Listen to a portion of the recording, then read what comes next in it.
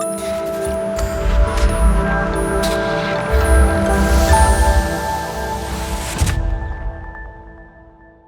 right, so we are finally to commandment number 7, and we're in the list of the really short ones, not hard to understand. But another one that I think underneath the surface is something that applies to all of us, even though this is another one of those you'll go like the last one. That doesn't apply to me right now. I've never done that, but, we'll learn a lot more about this. So commandment number 7, Exodus chapter 20, I'll read from there. It says very quickly, you shall not commit adultery, right? So this is the one about the covenant of marriage and what that means. And Brandon, before I get to you, to kind of set this up in the biblical context, in a modern context, it's not hard to see the impact of when this one's not lived out well. Right. How many families are disrupted from generation to generation as this one's not taken seriously. And again, as we do this, our goal is to reflect who God is. It's a new way of seeing different people and seeing the world. And this one shines a bright light in today's culture. So take us first to the biblical context. Yeah. So I think what is most profound to me in this one is that we've just come out of a commandment 2 commandments ago, commandment 5, one dealing with the family in another way. And so you get 2 clear commandments that deal with family relationships. Like 20% of the commandments are very specifically about, the nuclear family. It's interesting. Yeah. So the first one, is honor your father and mother, right? Yes, and that's we talked about it being both directions, right? Like it's a standard for the parents, but a standard for the children. And then this one's about that special relationship that mom and dad have. Yeah. Yeah. And so, we've codified the relationships and how they work in a household. And it's very interesting that we go to this with a husband and wife, and it's very simple. It's very clear, just like no murder. It's no adultery. And no breaking of this relationship between a husband and a wife. It seems kind of very straightforward, but then there's also a sense in which the rabbis would debate over it. Well, what is adultery, right? And what does that constitute? And what does that look like? And where does it begin? Yeah, so where does it begin? And many rabbis, though, took the stance of adultery is not just sex outside of marriage that breaks the marriage relationship. It's sex outside of marriage, period. That it's sex outside of these boundaries that God has very clearly created for sex to be enjoyed in.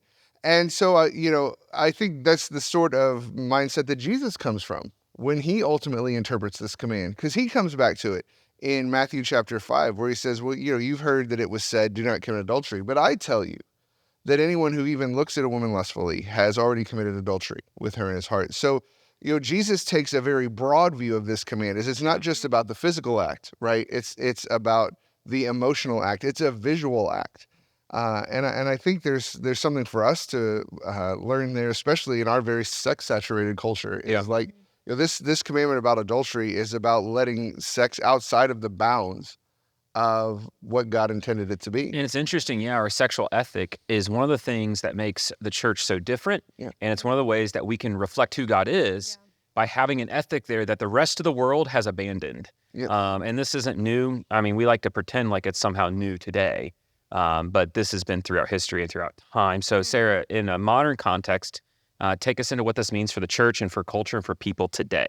Yeah, I think when you look at the culture around us, it's really easy to see this played out, especially in the nuclear family. Like, we are so broken as a culture, just in that family sense, And one of my favorite pastors I listen to, Jonathan Pokluda, he says we're addicted to variety. Mm-hmm. We always like to chase what is good. And so I kind of relate that to more of like a spiritual adultery. Because if you think of the Israelites, they're getting these commandments, and not 10 chapters later, they're building a golden calf. And the Lord's like, what are you guys doing? Like, their hearts are so easily just going to the next thing that's going to satisfy. And so not only physically I see this in our culture, but also like spiritually, like we're constantly chasing after all of these gods that are going to try to satisfy us in all these different aspects of life. And so I just see like we're just an unfaithful culture all the way around, like physically, spiritually, emotionally.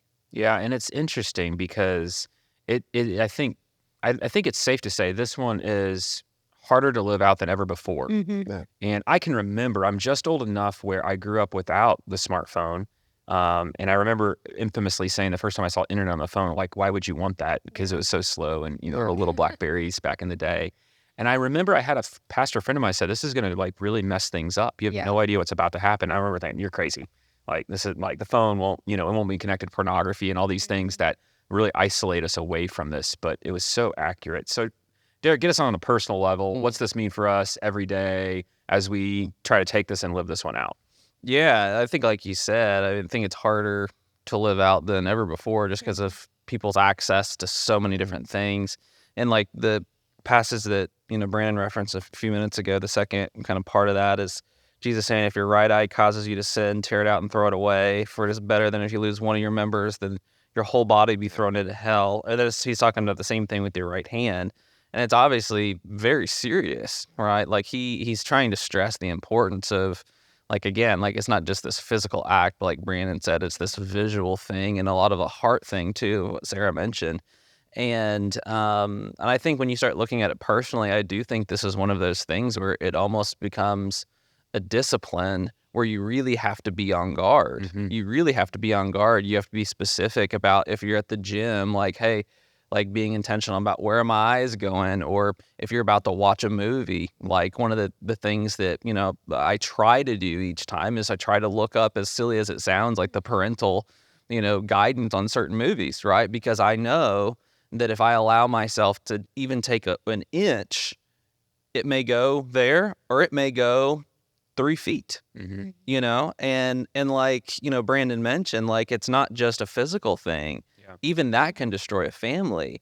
And so it's difficult, but it's a worthy journey because once you let it in a little bit, it spreads quickly. And yeah, it's a tough thing. It's interesting. I remember a story personally as it kind of pertains to this. When I was in college, I was on an athletic team, which is kind of fun to think about. And many of the athletes on my team partook in this commandment in the opposite sense. And my refrain from those activities stood out to them. And so for the couple of years I was on the team, they made fun of me a little bit, but I just kind of embraced it. And it wasn't a big deal. But I remember at the very end of my time, one in particular on my team was having like a serious conversation with me. And he said, man, you never did that, did you? He's like, you're waiting till you're getting married. And at that point I was engaged. And I was like, yeah. And he had this moment where he goes, that's always stuck out to me. He goes, because I've realized that's a lot harder to do than what I'm doing. He goes, at first I used to think me having several different ladies and this whole experience, like you're the one, I'm the strong one, and you're the weak one. But what I've actually realized, it was the opposite. And I used that as a small moment because I didn't set that up. I didn't do anything special in that moment. I just didn't run around and, go to the bars with them and do all the things they were doing. But it is a reflection of when we take our ethics seriously, we are shining a bright light on who God is. And there's nothing better than we can do. And I think it's an invitation for all of us to have boundaries within all this, right? Like we have to have boundaries in the entertainment we choose. Yeah. We have to have boundaries right now on our phones and our devices. Because if we do not, right, if we are left on our own in those moments, you've already lost on what that could look like for us today. So Brandon, as we wrap up this one, give us kind of a final charge of how we can do this, because one of the things we keep saying, this is a lens more than walls, right? Like this is a new way of looking at the world, and the good life that we really want is found by keeping this one seriously. I want to go back to something Sarah said, because I think it's kind of key to the seventh commandment, and that is, I think we underestimate how much the seventh commandment is tied to the first. Because throughout the history of Israel, the two biggest commands they were tempted to break were the commands to worship another god and sexual commands. In fact, when you look at the story of Balaam, right? When Balaam can't go and give a curse on the people, the king of Moab who has hired him decides, okay, well, we're going to lure them in with sex and with false gods. Yeah. And that's what pulls them away. And I think so often we just don't see the connection there. But it is something that God, he accuses the Israelites of when they walk away from him and when they're unfaithful to him. He says, well, I'm just like a spouse who was cheated on, who has an unfaithful spouse. Like he very graphically talks about that in some of the prophetic passages. And so I think we need to recognize just how much, our God is a God who values covenants, whether it's the covenant we have with him or the covenant we have with our spouse, that there is something about our God who wants to show his faithfulness, and he wants to show his care and compassion for us by being in covenant with us.